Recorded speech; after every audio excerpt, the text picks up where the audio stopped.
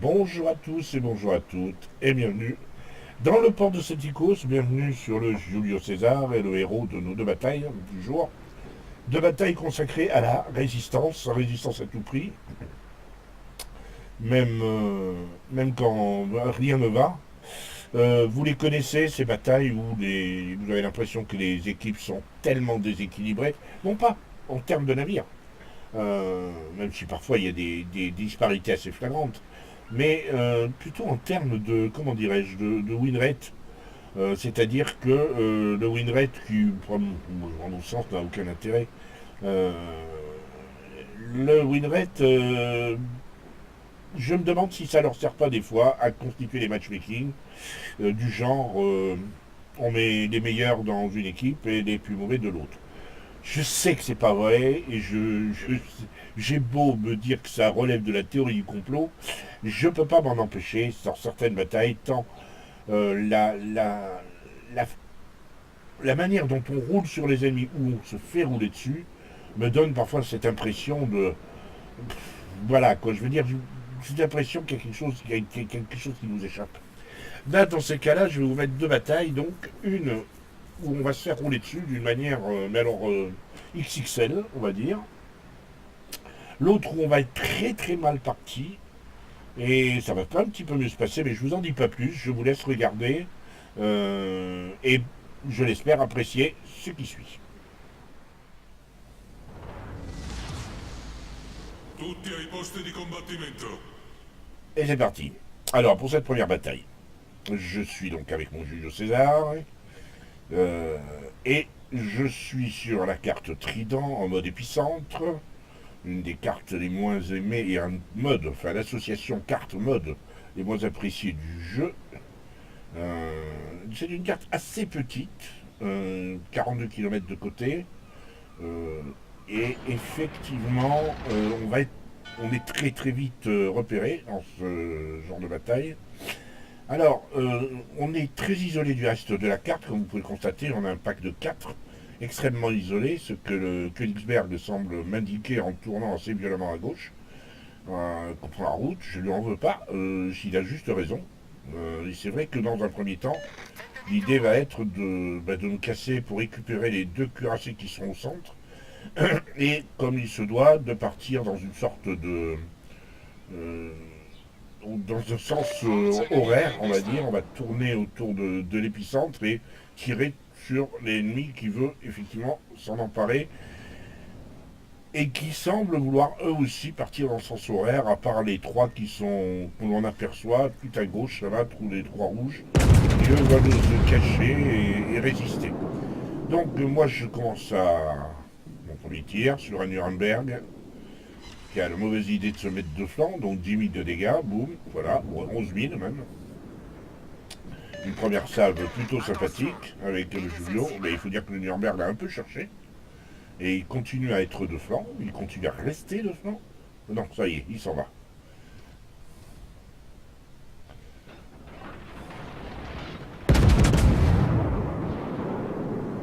Deuxième salve.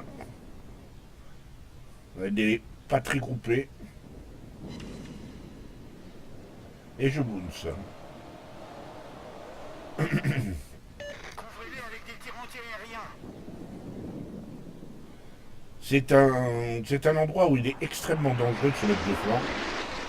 Et je connais assez cette map et je la joue assez en cuirassant dans tous les genres de navires. Et donc je l'ai forcément joué en croiseur et je sais qu'à cet endroit-là, c'est pas sain de se mettre de flanc d'ailleurs. La preuve, citadelle, deuxième citadelle, 28 000 en 3 salles. Sachant qu'une des salles n'a rien donné du tout, parce que j'ai poussé. Donc c'est 28 000 en 2 salles, hein, au but. Voilà, c'est le Julio César 1, et puis c'est le fait d'être de flanc, tout simplement. Hein. Là, il tourne enfin.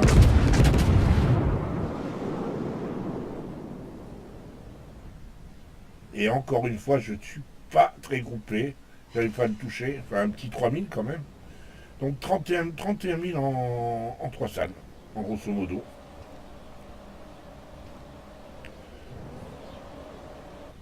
Là, j'ai vu qu'il y avait un cuirassé. Alors, je le redoute, celui-là de Scorce, parce que même comme ça, avec très peu de points de vie, il peut me mettre des incendies. Donc, il faut que je m'aille, où que je finisse, que j'aille me planquer très vite.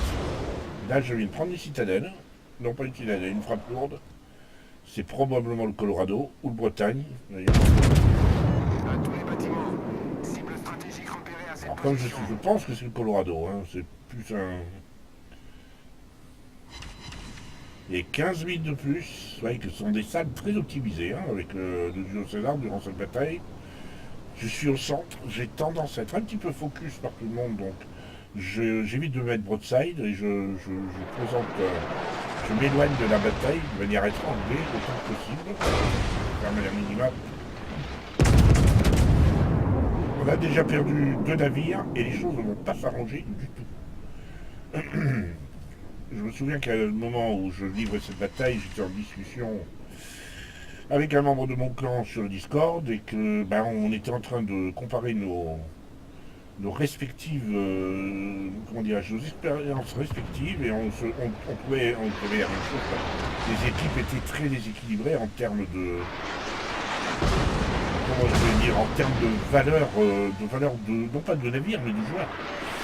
Les navires ça va, mais on a vraiment l'impression que par moment il y a une espèce de, je sais pas, dans leur choix de navire, il y a une espèce de valeur cachée qui donne encore un petit 3-4 000 qui est prise en compte, qu'on ne sait pas. Et ils mettent les meilleurs joueurs dans la même équipe et les plus mauvais dans l'autre, parce que c'est pas possible autrement. Là on revient un tout petit peu à 3-2. Un Omaha qui est pas facile à toucher dans cette condition. Genre, je préfère ne pas tirer sur Omaha. Je vais continuer à optimiser mes dégâts. 4-2 à nouveau pour les ennemis. Ils ont pas mal d'avance. Ça commence à devenir extrêmement compliqué.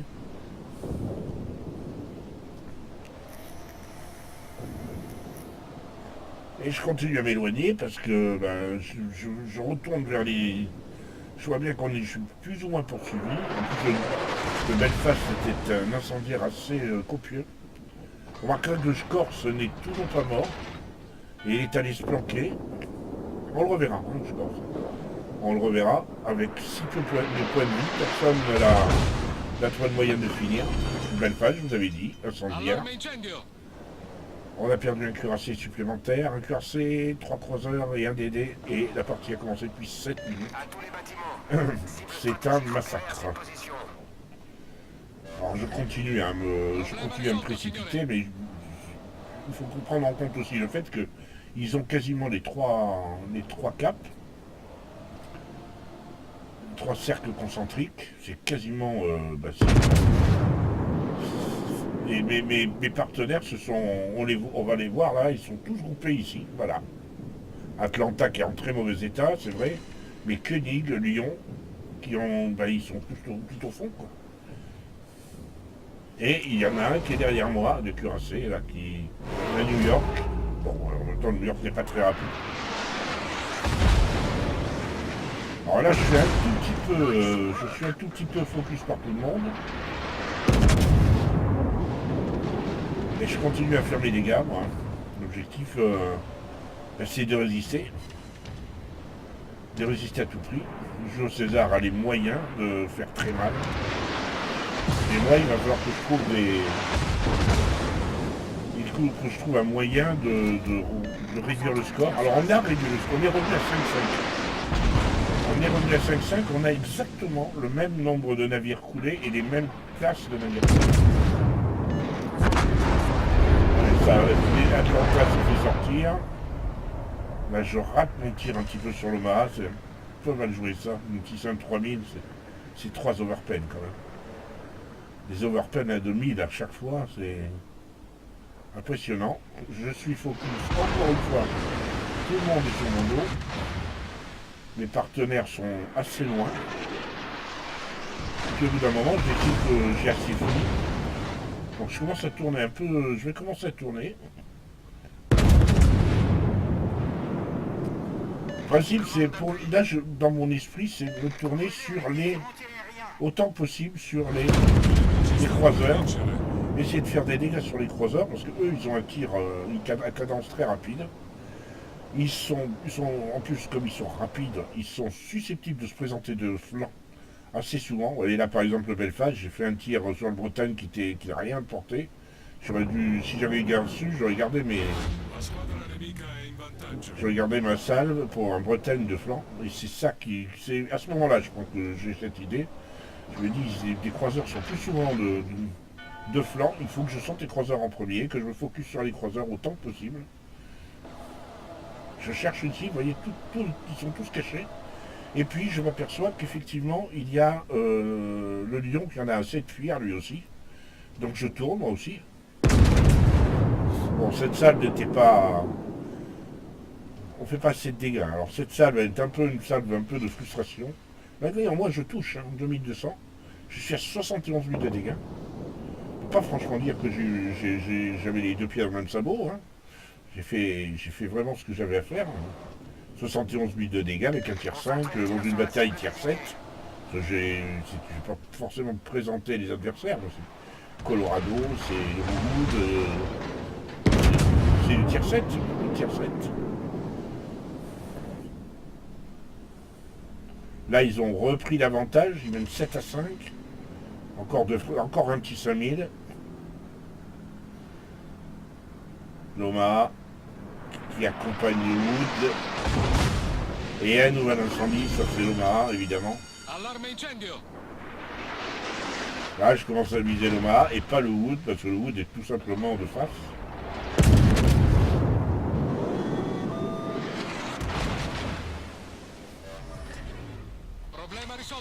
Voilà.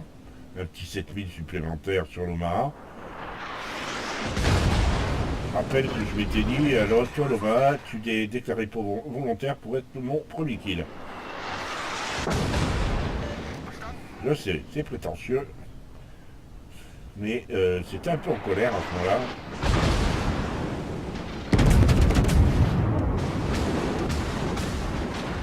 Là je prends encore très cher. Voilà, double citadelle sur Loma. Et frappe dévaste. Ça c'est fait. Maintenant, il faut que je me cache derrière mon île avant que le Wood ait le temps de recharger. J'utilise la vitesse du Julio. Donc, hop, je tourne. Nuremberg qui est de flanc et en marche arrière, excusez du peu. Ouais, pas forcément un très bon tir.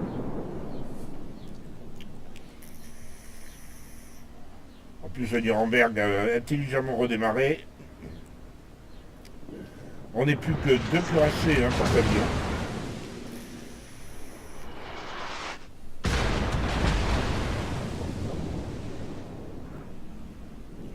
Le Wood toujours caché, il me cherche bien sûr, il me court après. Il est assez rapide, ça n'oublions pas que le Wood est à 3 heures de bataille.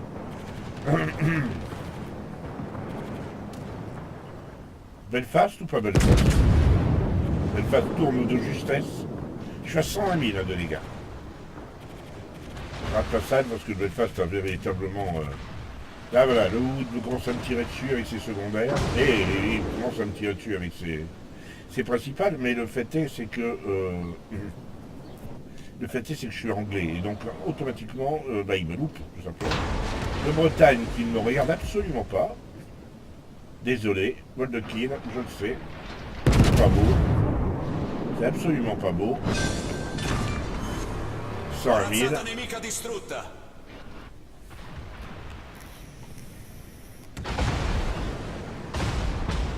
Reste encore le Belfast et le Nuremberg. On a vu le Belfast. Voilà le Nuremberg. Le Wood continue à me tirer dessus, mais il ne fait aucun dégât.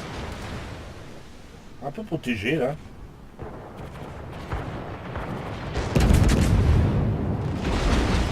Voilà, le Belfast commence lui à me découper. Voilà, fini le Nuremberg, 103 000 de dégâts. Est-ce que je vais faire un guerrier solitaire ou est-ce que je vais renverser la partie? J'en suis pas très loin. Malheureusement, non, je ne vais pas renverser la partie. toutes les belles histoires ne finissent pas bien, toujours. Le Belfast et le Wood continuent à me tirer dessus. Moi, j'ai plus de vie. J'espérais juste qu'il pousserait, mais le Belfast me fait très mal, même de face. C'est assez étonnant d'ailleurs. La partie va s'arrêter là. Voilà pour cette première partie en Julio César et on passe aux écrans. Il n'y a pas eu d'happy end. Voilà. Donc on va passer directement aux écrans. Je suis assez déçu par cette bataille. Honnêtement, je me pose des questions sur la manière dont est constitué le matchmaking. Tant, des fois, on se fait rouler dessus. Là, j'ai 2424 points d'XP, 488 XP libre, frappe dévaste, 4 citadelles, je fais 103 300 de dégâts, ce qui est quand même plutôt correct pour un tier 5 dans une bataille de tier 7. Ensuite, regardez, 1077 XP de base, contre 700 pour le second. C'est juste, le second, c'est un cuirassé tier 7. En face de Belfast, qui a fini avec 2148 points d'XP, a fait très mal. Il est hallucinant, parce que vous avez vu comment il m'a arraché les points de vie à grands coups de sabot, alors que j'étais de face. C'est assez impressionnant. J'ai coulé 3 navires, donc un Bretagne, j'ai lui enlevé 32 000 points, un Omaha 25 000 points, Nuremberg 14 000 points, j'ai enlevé 20 000 points au Corse et j'ai enlevé 9 700 points au Colorado. 1 500 000 de dégâts tankés, je trouve que c'est pas mal du tout.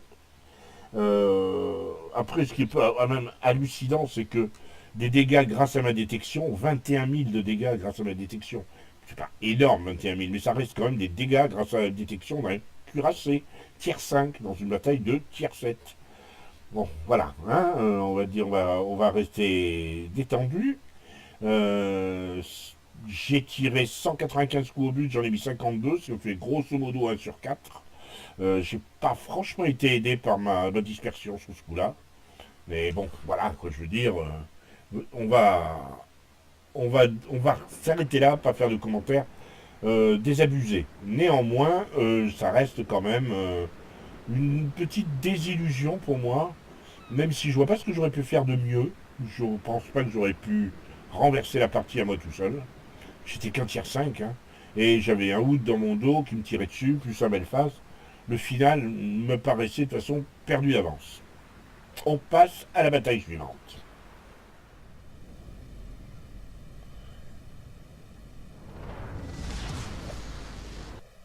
Tutti ai posti di combattimento. Et c'est reparti. Cette fois donc, toujours avec mon Julio César, toujours une bataille en tier 7 alors que je suis un tier 5, mais cette fois je suis en division. En division avec le Kirishima de Black Hawks. Et nous sommes sur la carte Havre, Gold Harbor en anglais. C'est un mode de domination, donc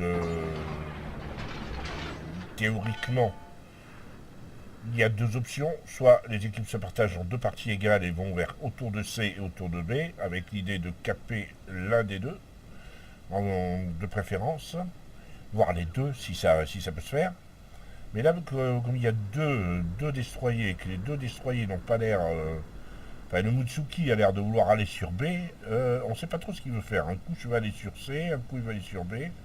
On ne sait pas trop ce qu'il veut faire. Et l'autre des dés, en l'occurrence, c'est un Gaide. Il n'est pas encore réveillé. Donc, avec Black Hawks, on décide d'aller du côté de B. Parce que sur le coup, je me suis trompé. J'ai cru que le Mutsuki allait tourner vers B. En fait, il a changé son cap. Et finalement, a changé d'avis. Et il est allé sur C. Donc, je profite de ma vitesse. Mais enfin, le Kongu est aussi rapide que le Julio César. Hein.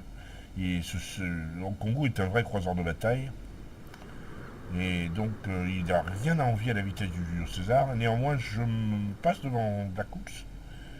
Et Black Hawks va me suivre tout le long en ligne de bataille.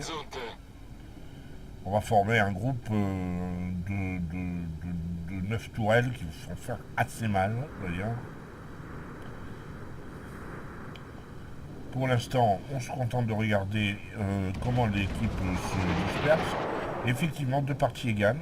Alors, l'autre option, ça aurait été que tout le monde se précipite autour de B, par exemple, ou autour de C, et pousse.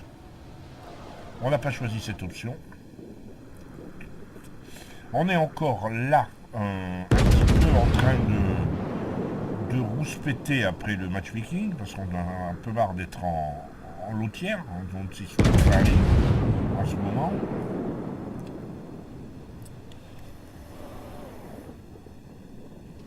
Là, j'arrive à mettre une petite 970 à l'aigle, je suis content. C'est pas évident. Et le York, finalement, se dit, bon non, j'y vais pas. Il faut dire qu'il vient de découvrir qu'il y avait 5 cuirassés et 2 croiseurs sur le flanc qu'il allait affronter.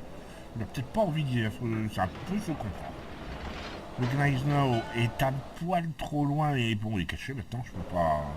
On pourrait tirer, bien sûr, mais bon, ça aurait pas de sens. On n'a toujours pas capé un point. Le C est contesté, visiblement, alors qu'on a complètement abandonné D. Il faut dire que le Gay 2 ne s'est pas réveillé encore. Et à se demander s'il le fera. Donc voilà, c'est le Nicolas. Alors là, un peu une surprise. Pourquoi le Nicolas fonce comme ça? Il se croit à l'abri. Alors évidemment, là, avec le Jules César à 5 km, même à la paix, le Jules César... et là, il s'est fait débiter là, au haché menu par le Fidji. J'ai pas compris la tactique du Nicolas, hein, honnêtement. Voilà, le Fidji le sort sans l'ombre d'un problème. Pourquoi réagir comme ça? Il avait peut-être des dégâts à faire à la torpille, et puis il s'est dit, allez, j'ai plus qu'une torpille à mettre, je me précipite, je mets ma torpille, je me laisse tuer, et puis... Revoilà l'aigle. Alors là, l'aigle s'est mis en tête de faire pareil comme Nicolas, mais en essayant de couler Black Hawks sur son Kirishima.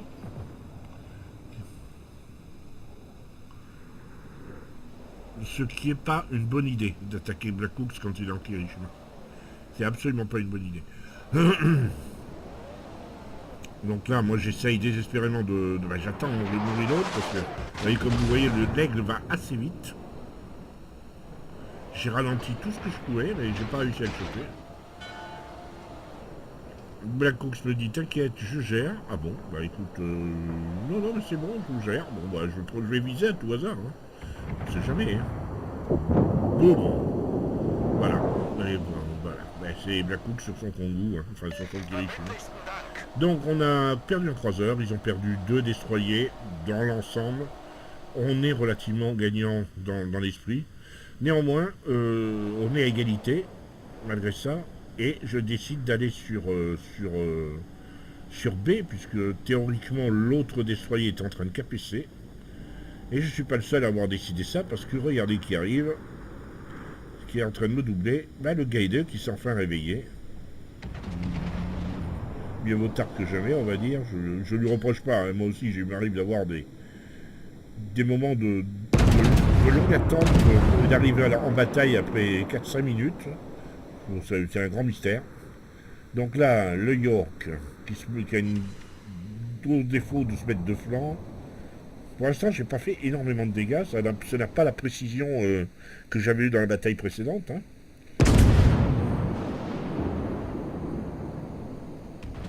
Et pour l'instant, l'ennemi qui a capé C finalement, avec un gros push de ses croiseurs et ses cuirassés, et l'ennemi est en tête, malgré le fait qu'on a détruit 2 navires et E1. Ceci dire, on a détruit 2 destroyers contre un croiseur, hein, donc il n'y a pas encore lieu de... Là ça tombe pas trop mal, voilà, petit 6000, petit 7000 on va dire, sur le Colorado. On a capé B, sans mon aide, j'étais là pour pousser. En fait, on fait à peu près la même action que les rouges de l'autre côté. Du coup, B, finalement, nous revient, comme il se doit. Le Colorado continue à me montrer son flanc, mais nous, on a perdu un 2e croiseur. Là, ça commence à sentir mauvais. Ils ont pris l'avantage, et généralement, avec dans ce genre de partie, généralement, l'avantage ne fait ensuite que s'accentuer. Je suis pas sûr que ce tir ait été bon. Blackhook suit, c'est se focaliser sur Mutaka, mais il va pas réussir à le sortir. Ouais, j'ai fait qu'un overpen sur le... de la surpénétration, pour parler français. Donc là, maintenant, moi, je continue à arroser le colo, qui s'obstine à ne pas s'occuper de moi. Le colo qui a de toute façon d'autres chats à fouetter, puisqu'il a vu les torpilles. Et on a perdu un croiseur de plus. Là, ça sent vraiment mauvais. On a quasiment 200 points de retard.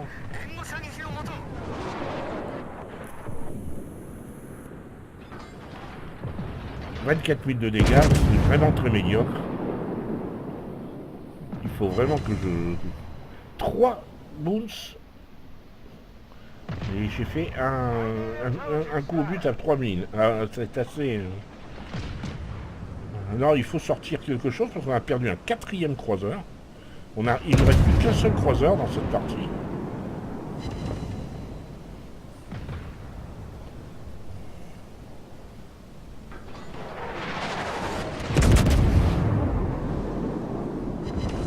Là, il y a un joli coup, là, mais ça suffit pas, 27 000. Non, j'ai les secondaires.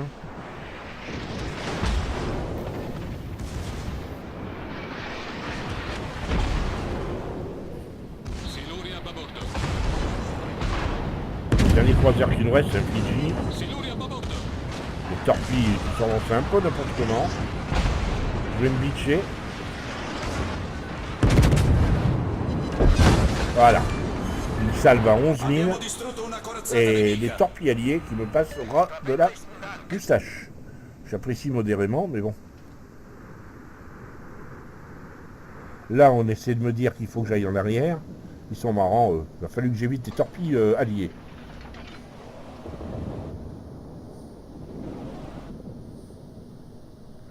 Ouais, je peux pas recharger, mais vous voyez, j'en suis qu'à 40 000 de dégâts. Par rapport à tout à l'heure. Alors finalement, je décide d'aller aider ceux qui sont de l'autre côté, qui sont sur A. Il y a un Jules César et un Gneiss Now qui se serait bien de pouvoir les sortir, parce que pour l'instant, ils ont toujours 180 points d'avance, on va dire. La partie n'est pas complètement encore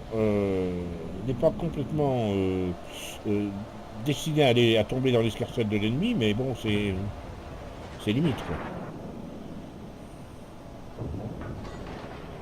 Le Kongu ennemi a sorti le Numex. Ça recommence, c'est 200 points d'écart maintenant. Là, je commence à me dire que ça va être une nouvelle défaite pour le Jules César.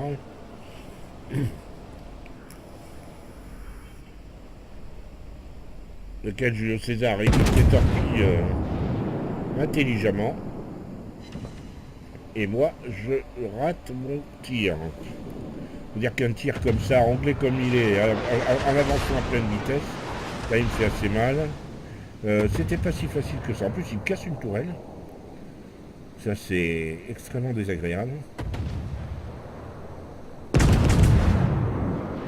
Et d'autant qu'on a perdu un navire de plus. Donc c'est 4 croiseurs et un cuirassé qui ont été perdus chez nous. Je sais bien qu'il est anglais, là je rate complètement ma salle. Les torpilles, bon, il n'y a rien à dire. Là il me fait très mal. On enlève 6000 points d'un coup. Et bien Cooks le sort avec une terrible frappe. Je ne sais pas si c'est pas une de citadelle. Cela il a quand même dépopé assez nettement. Donc on est revenu à 100 points d'écart.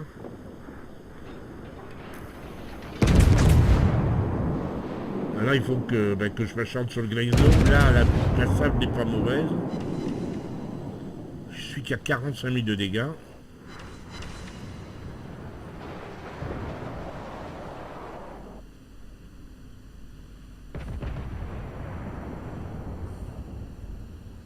Voilà, Nagato.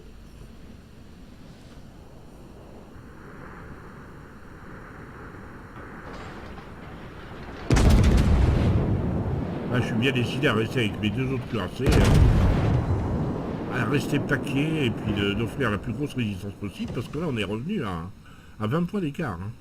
Même pas. Alors on est rendu à 9 points d'écart.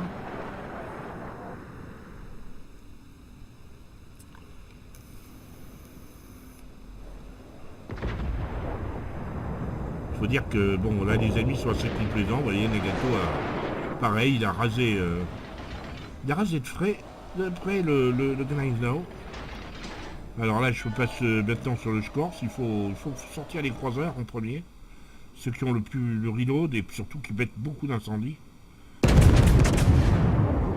Là c'est un tir difficile dans le sens, même si le Scorch est de flanc, c'est un tir difficile parce que, alors, en plus le Scorch qui tourne, miraculeusement pour lui, c'est assez compliqué.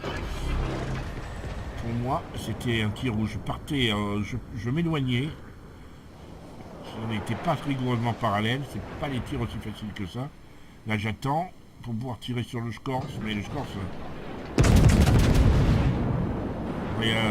regardez bien.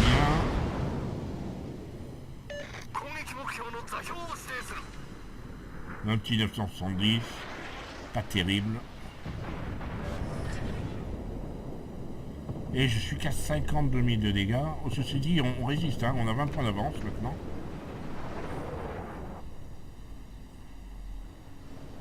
Donc là, c'est le Kongu, la RP Kongu. Et là, je tire en sachant qu'il y a la montagne, oui, je sais.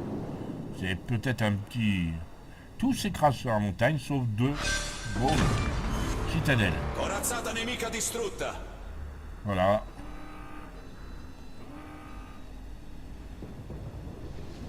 Il était de flanc. Il fallait qu'un obus passe pour arriver à mettre la citadelle. C'est pas évident. Et là, le mec qui est mort me dit que j'ai un M-Boat, une aide à la visée, et qu'il va me reporter. Que j'ai une aide à la visée, que je l'ai tué parce que j'avais une aide à la visée. On va rendre compte que si j'avais une aide à la visée, je suis à 55 000 de dégâts. Hein. Avec une aide à la visée, je suis vraiment mauvais. Hein.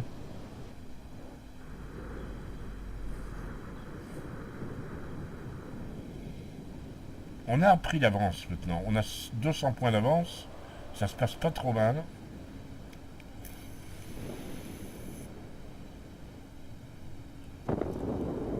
Et en plus, le Scorch qui sort, la bataille est quasiment terminée.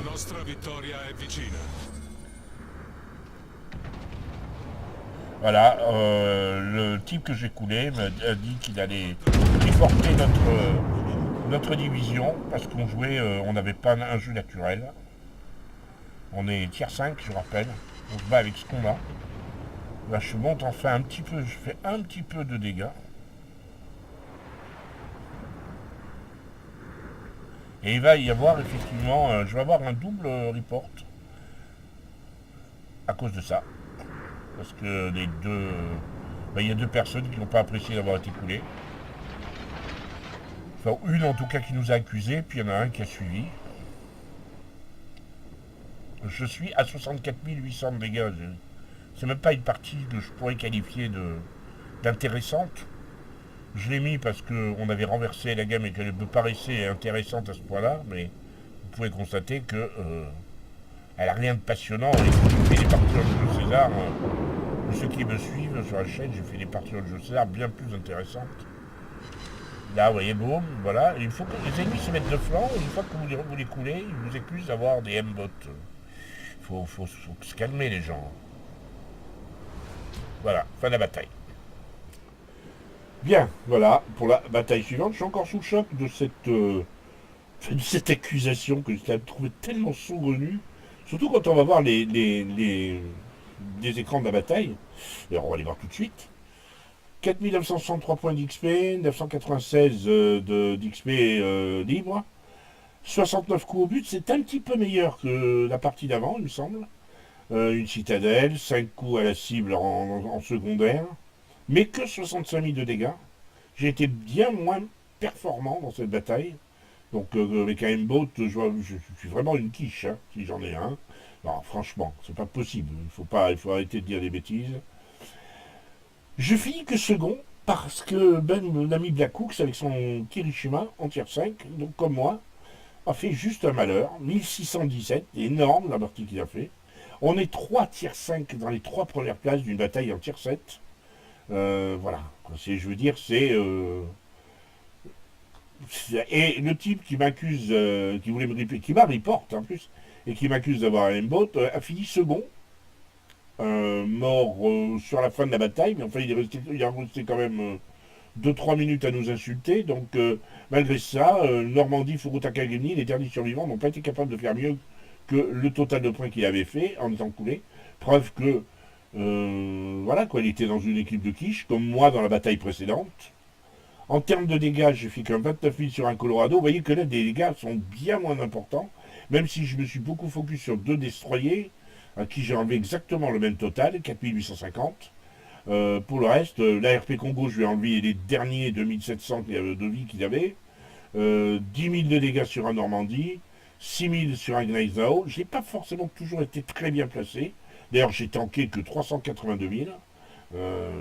J'ai pratiquement été ignoré par les ennemis. En termes de dégâts, 184, j'ai été plus précis que dans la bataille précédente. 184 au but tiré, 70 coups au but. On est plus dans un ratio de 1 pour 3 là. Pas tout à fait 1 pour 3, 1 pour 2,5 on va dire. Mais bizarrement, j'ai fait moins de dégâts. C'est assez étonnant. Voilà, alors cette petite vidéo, c'était pour vous montrer que la résistance, ben, ça paye des fois. Et que là, en l'occurrence, on a eu un Black Hooks de feu qui a probablement renversé la game, qui est pas loin d'avoir renversé la game. Moi, je me suis contenté d'aider. J'ai fait ce que j'ai pu. J'espère que cette vidéo vous aura plu, qu'elle vous aura montré un petit peu de... Ben voilà, c'était une vidéo sans prétention, où ben avec le Julio César, j'arrive à faire des très bonnes games. J'essaierai de faire le même genre de vidéo avec des cuirassés américains, ou d'autres cuirassés, mais de tiers 5-6. Parce qu'au-delà, on a vraiment des... Ben on a toujours pareil, ce déséquilibre d'équipe, mais c'est plus flagrant en tiers 9-10, et là, ça devient infâme, quoi. Ça devient juste infâme. Je vous souhaite une bonne journée. Je vous dis à très bientôt, si vous le voulez bien.